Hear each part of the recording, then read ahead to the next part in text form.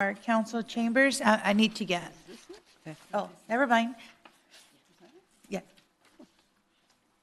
Thank you. Okay, council comments. Let's go ahead and start with Councilmember Dang. Madam Mayor, I have nothing. Okay, Councilmember, okay. Mayor Pro Tem Lowe. Yeah, Madam Mayor, early in the meeting, we have some residents or even we have folks that came out even from other cities to make some comments, and a lot of it is related to the mobile home park and related to community development. I would like to ask staff, and especially in the community development departments, to kind of maybe listen to the comments, and I would just like to know some of the comments. Are they all correct, or are there things that maybe there's some misunderstanding that I think we, the city, should clarify so that we get the information out to folks that make sure that we be able to share information that the sort of the truth of the information, and also if there are things that we, the city, could do right. We certainly should take action and act on that. And as well as if there are things that we, the city, not able to do, I think we should also help to point it out so that folks can understand. I think to me is I just want to make sure we don't have any misunderstanding. I think we need to have very good communication to explain to the folks so that they can operate accordingly. So I would like to ask staff to look into that. Thank you, Madam Thank you. Mayor Pro Tem. On those notes, oh, I'm sorry, Councilmember Dang? I just remember something. Yes, absolutely. Not as a discussion item, but just keeping really high level. We talk about all these mobile home parks. First thing I'd like to mention is a lot of that is state-driven. Again, just keeping it really high level.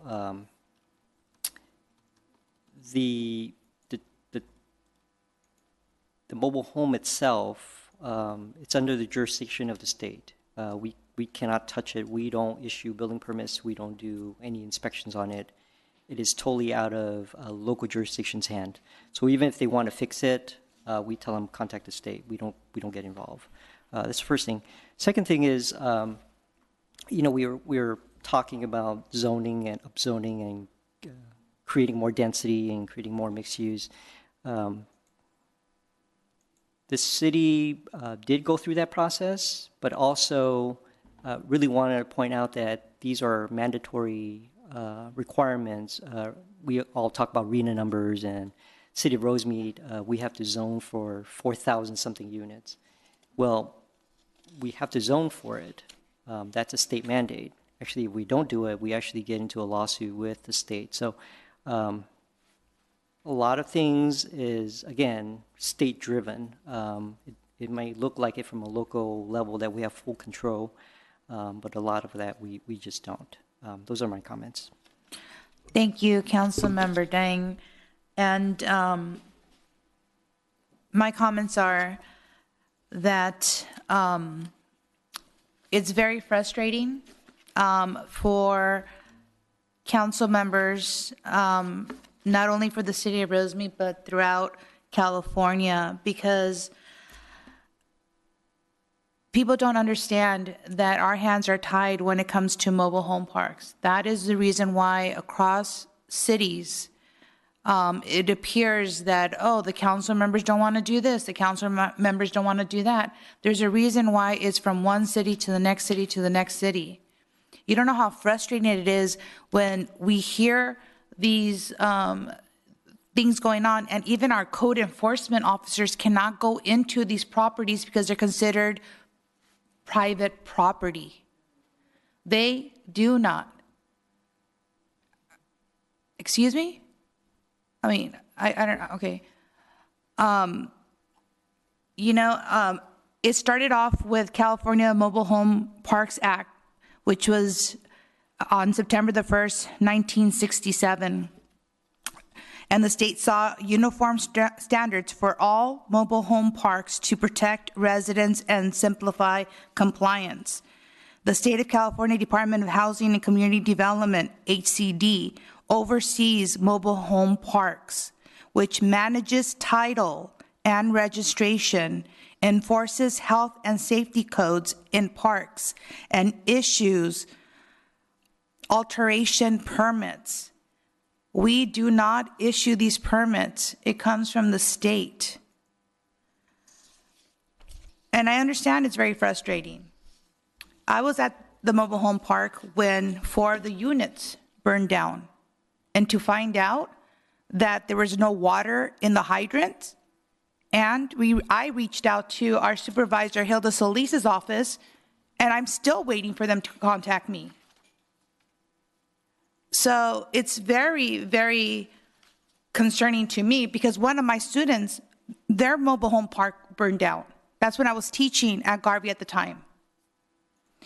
And we reached out to the state. The state at the time had a subcommittee, a Senate subcommittee that I don't even know what happened to because it was under Senator Connie Leyva. Well, she didn't run for re-election, and so we don't know who took over that subcommittee. If you go onto the Senate website, you're going to see mobile home parks. And when we send our code enforcement officers there, they get denied to enter the property because it's public property. I'm sorry, it's private. It's private property. And we're doing everything we can to making sure, as a matter of fact, with the help of Ms. Lily Valenzuela there and her department, there was 2 mobile home parks that the roofs were damaged because they were cutting the trees. And because I went to Ms. Valenzuela and at the time Stan Wong, and we said, what can we do to help these people? So we were able to allocate some CDBG funding to fix their roofs. So we're doing everything we can within the law. And I would love to open up this conversation with our state representatives, our city, our mobile home park residents, so that everybody can understand what our limitations are and what help do we get from expressing. I know I've called the state, I've called the person that's in charge of this subcommittee, and it just seems like it's being pushed from one end to the other. And, we're here to help residents as much as we can. And I would love to hear what other cities are doing. If they're able to bypass the law, the state law, I would love to hear what they're doing because then we could implement that in the city of Rosemead. But I don't know any city. We go to conferences because we network.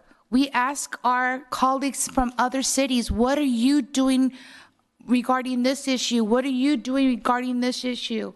And we learn from each other. But I've yet to hear any city that has been able to implement something with the mobile home park situation. Nobody can tell me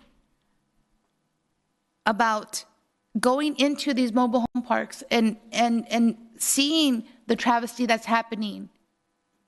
But what do? We're not going to stop, that's for sure. Out of my phone number, my email address is on my website and our web pages. I've only had 2 people ever come to me about this. One is Tony, and the other one is the resident that calls in via internet. My phone number is there. My email's there. Let's get together. Let's try to find a solution. But we have to again understand that there's laws put in place. Then speak to your legislators. See if maybe they'll give the jurisdiction to the cities, or seeing what they're doing to helping out the cities. We're not saying that we're going to turn our we're going to turn the other, turn the other cheek so that we don't see what's happening, is if anybody has a great suggestion, I would love to hear it. Let's come together. If instead of just yelling at people or accusing people or just making it seem that we don't care. I could tell you every single one of my colleagues care deeply for Rosemead. We may not always agree, but we have to come together to find a solution. And if that takes, again, the legislators coming together, the legislators coming for a town hall meeting, then let's do that. Let's have a town hall meeting so that they could tell you what the cities can do, so we can tell you what the cities can do, so you all can give us some suggestions. If you guys know anything else, let us hear it. But we have to come together. Of course, we do not want people to be out in the street. And so I know that I'm open to hearing suggestions, and I know my colleagues are open to hearing suggestions as well, because we deeply care about everybody in the city of Rosemead.